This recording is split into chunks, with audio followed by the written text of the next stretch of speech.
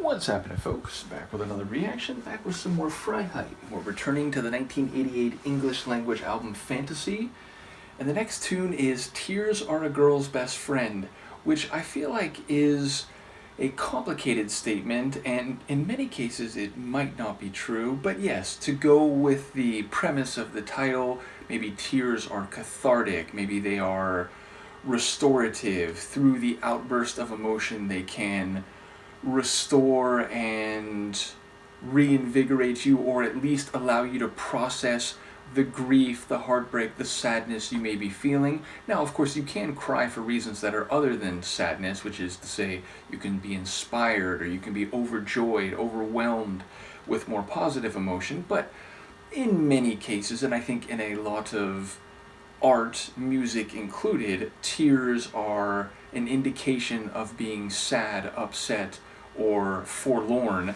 So that's where I would think the meaning would lie, and yet the overall title here would seem to suggest that they are a good thing. They are something to hold on to. Now, it could be in a bit of a nuanced sense, like, other people aren't reliable, other, boyfriends or significant others aren't to be held on to, but the tears, they'll never leave you. They're your best friend. They're always there when you need them to be. So I could see a way that it works, but on the surface of it, it seems a bit contradictory, or it's at odds with itself. So let's see what I can pick up in practice on a first listen. This is Freiheit. The tune is Tears Are a Girl's Best Friend, and it's from their 1988 English language album, Fantasy.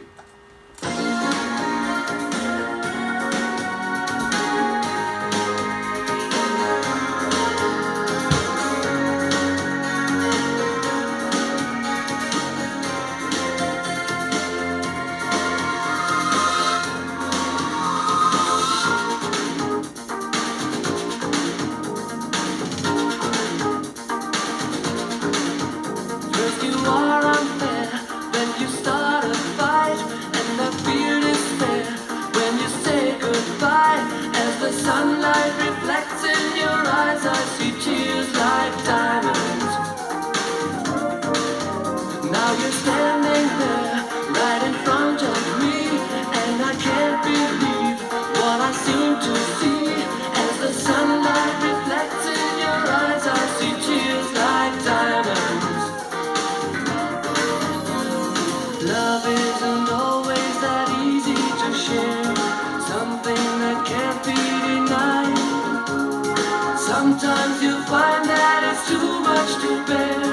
Don't keep your feelings inside. And tears are a girl's best friend. Oh yeah, you can go ahead and cry. It's in the past, be glad that it's over.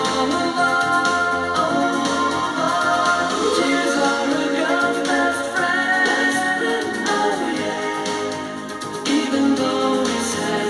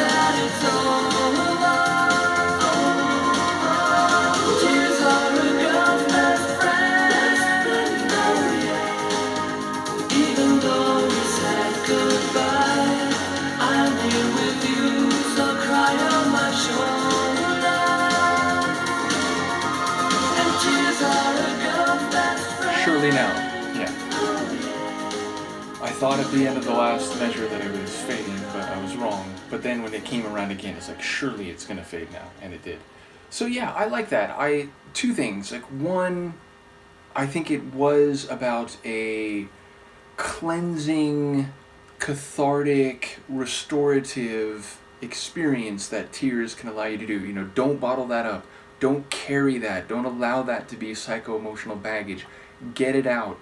Cry. Have a good cry. It will help you process. You'll accept more readily that it is in the past, that it's over. You can then begin to look forward, and it's part of the healing process, essentially. But there's also an element where I feel like the narrator is suddenly a player in the story, where he's saying, like, you can cry on my shoulder. So it's like, oh wait, so he's not this omniscient narrator who's not like an actual character. He's talking to a girl specifically.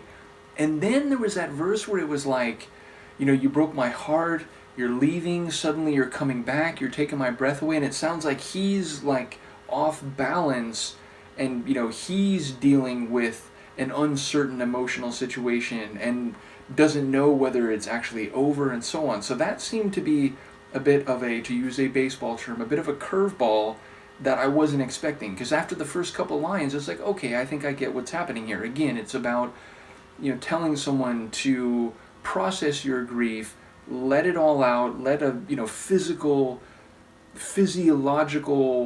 expression of the sadness, the heartbreak that you felt.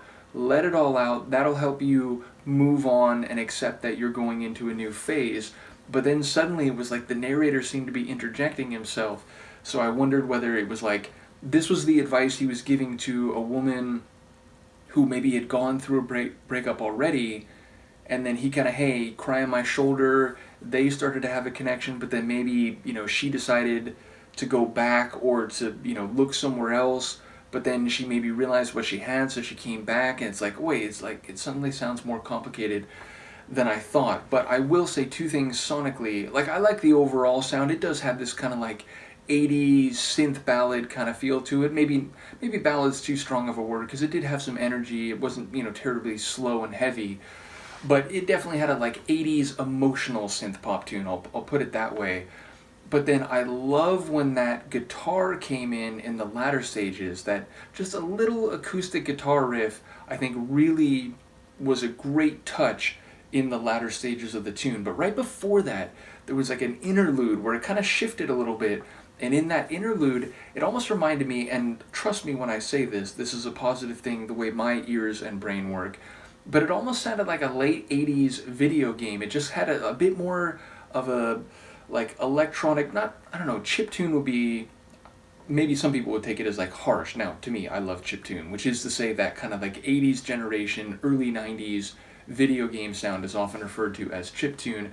But yeah, like something about the way it shifted, it suddenly had a more electronic sound to the synth pop, and then it rolled back into the fuller sound that we had been hearing before that. And then again, right near the end, it brought in that guitar, which is a really nice touch. So yeah, I very much enjoyed this one. I'm curious what people make of the lyrics, especially that middle section where suddenly it was like, oh wait, the narrator's part of this too?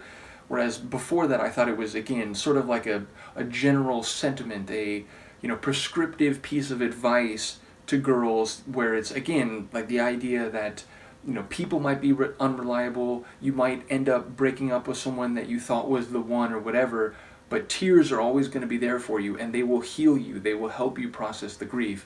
And then, as I said, suddenly it was like, oh wait, he's in on this too, he's offering his shoulder, he's involved, he's brokenhearted, she's coming back to him, his breath is taken away. What is happening here? So, either way, I very much enjoyed the tune. Once again, shout out to Seb, who's been providing some insight as we've gone through the Freiheit catalog. Do let me know what you think, and I'll see you for the next one. Peace.